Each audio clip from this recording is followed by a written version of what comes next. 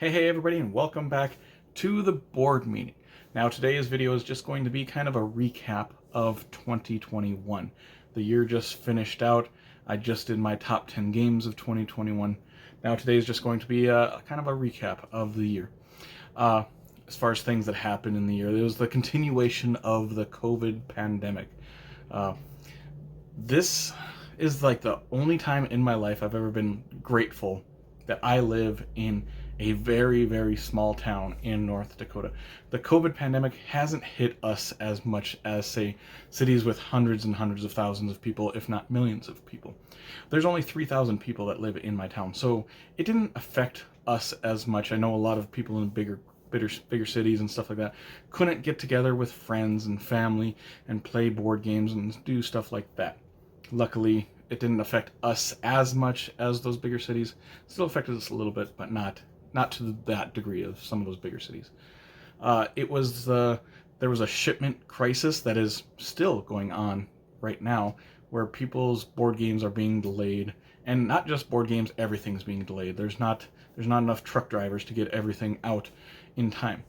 And there's much worse things in the world than us not getting our toys in time.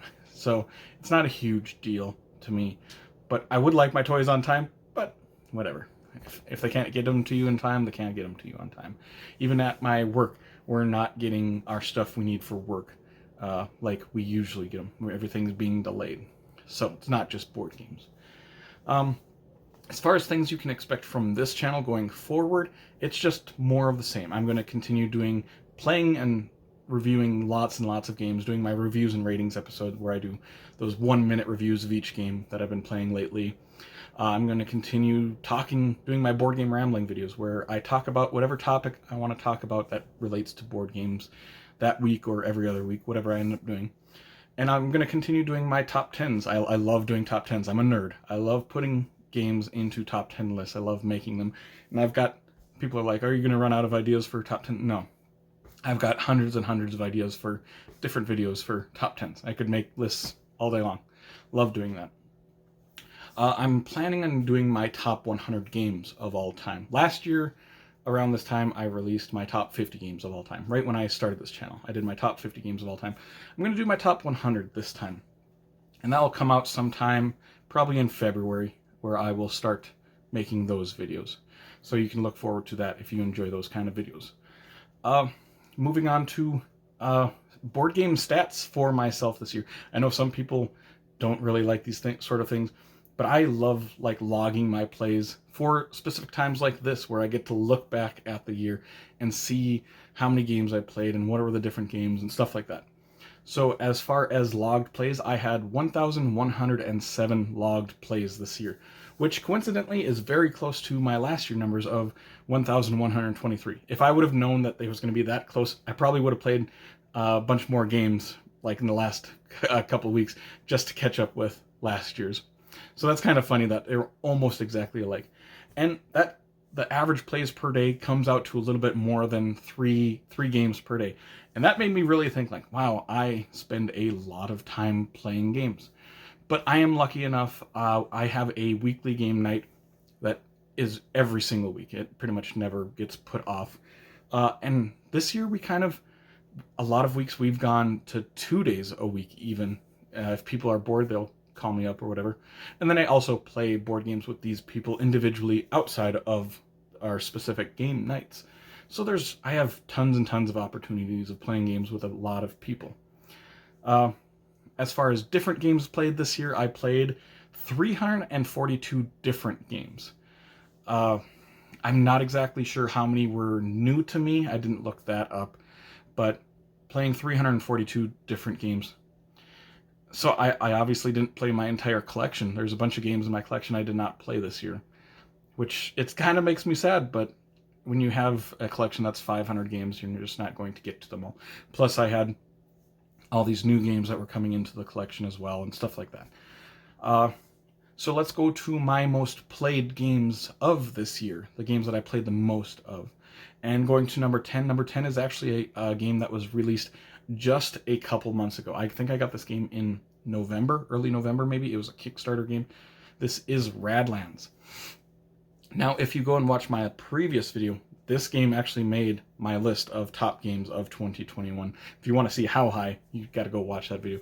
But I absolutely love this game. It's a two-player card battling system where you're trying to take out the other players' camps. Fun game.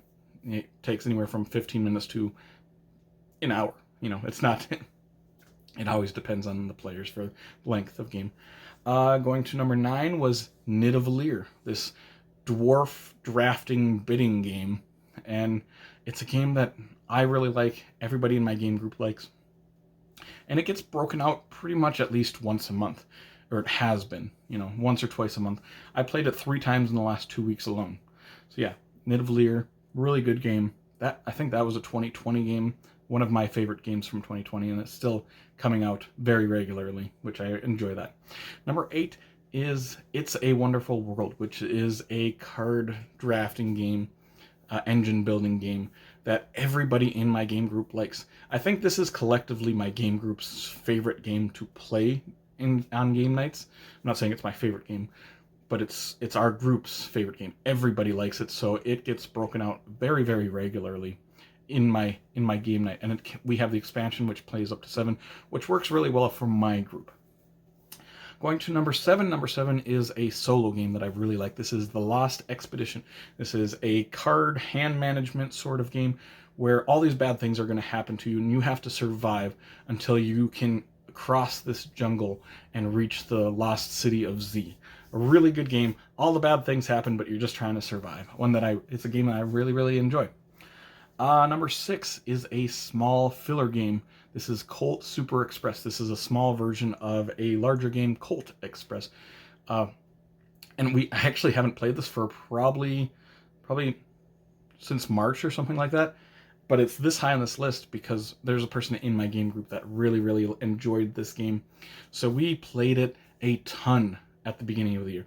It was every single game night we had, we'd play this 3-4 times. It's very fast, you know, takes 5 to 10 minutes. Very fun game, a lot of laughs. One that I've enjoyed, and I wouldn't mind playing some more since I haven't played it for quite a while now. Going to number 5. Number 5 is a game that I absolutely adore, and I've talked about many times on this channel. This is Unmatched. This miniatures battling game. It's a 1-on-1 or 2 versus 2. My game group, we always play at 2 versus 2. I've got everything for this game. I've got all the different heroes and characters. One that I will continue to buy everything for. It's an automatic buy for me. Anything Unmatched related, I will buy. I'm just waiting for that Unmatched box where I can store all of my heroes in one nice looking box. Come on, Restoration Games, you can do it. Okay, going to number 4. Number 4 is another solo game. This is Sprawlopolis. It's this very small pocket-sized city building game. You're just laying tiles out, trying to complete certain goals, whatever your goals are for that game, which is different every single game of it, which I enjoy. Fun little game that I like to play later at night when I'm about to go to bed. Going to number 3. Number 3 is Hand and Foot. Now, this is a classic card game that my family plays. This is not going to... A lot of people probably don't even know what this is, but it's just one of those classic games that uses your regular decks of cards. My family plays this game almost weekly. So if I go over to my parents' house, me, my parents, and my sisters will end up sitting down and playing this game at least once or twice. So this will make my most played games every single year. We play it a ton. Ever since I was like in middle school, we play this game. Going to number 2. Number 2 is Marvel Champions, the card game. This is a living card game where you're going to take one of your Marvel superheroes and take a villain and battle each other. You're trying to take out the villain. Fun game. One I definitely haven't played as much as I did last year. Last year I played this game over 100 times. This year it's probably half that. So I mean I like it still, but it's definitely gone down. It's gotten to the point where I usually only play this game when new heroes or villains get released, where before I was breaking this game out every other day to try and play it. So yeah, number 2, Marvel Champions, the card game. Number 1 is a combination of 2 games, because this would be 1 and 2 on this list if I didn't combine them even. And this is The Crew, Mission Deep Sea, and The Crew, The Quest for Planet 9, or as I will call them from now on, The Crew 1 and The Crew 2. This is a cooperative trick-taking game I've talked about plenty, and it's very easy to play a ton of this game because each game lasts about 5 minutes, if that. So, and when you play this game, you play the different scenarios, which take very fast, like I said. But you play this game. You don't play one scenario. You will get addicted to it, and you start playing it. We usually end up playing like 30, 40 scenarios of this, which I don't log all those plays. I usually only log it if we win, because then we go on to the next mission, which is harder. So we unlock that. So I usually only log the plays that we win, or else I would have probably like 200 to 300 plays of these games alone. Uh, but yeah, The Crew is definitely my most played game of the year. One that I really, really have enjoyed these last 2 years, and now with the sequel coming out this year, kind of reinvigorated us again with this game. So yeah, I think that will complete this video. If you did enjoy this video, as always, make sure to like and subscribe, comment below. If you want to see more weekly content from me, Shane, at the board meeting in the future. Hope you all have an amazing day. Take care, everyone.